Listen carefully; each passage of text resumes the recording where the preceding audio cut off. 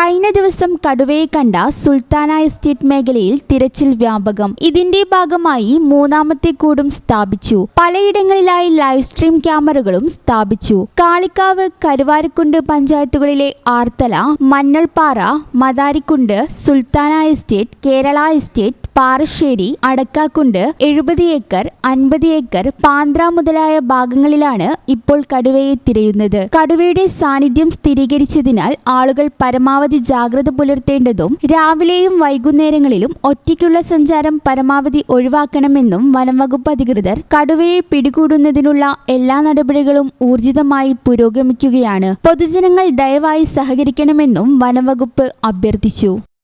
ഈ channel news, Kalikavu.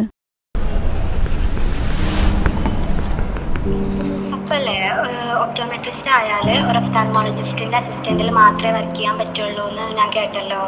അതെന്താ? Ophthalmologist അല്ലെങ്കിൽ നമുക്ക് കരിയർ ഇല്ല? അത് ഞാനും കുറെ കേട്ടിട്ടുണ്ട്. പക്ഷെ അത് അങ്ങനെയൊന്നും അല്ലല്ലോ. അല്ല, അങ്ങനെയല്ല. കാരണം നമ്മുടെ പാരാമെഡിക്കൽ ഫീൽഡിൽ തന്നെ നമുക്ക് ഇൻഡിപെൻഡൻ്റ് ആയിട്ട് ഒരു സ്റ്റാർട്ട് ചെയ്യാൻ പറ്റുന്ന ഒരു പ്രൊഫഷനല്ലേ ഒപ്റ്റോമെട്രി. നമുക്ക് തന്നെ സ്വന്തമായിട്ട് ഒരു വിഷൻ തെറാപ്പി സെൻറ്ററും റിഹാബിലിറ്റേഷനും ഒക്കെ സ്റ്റാർട്ട് ചെയ്യാൻ പറ്റുമല്ലോ.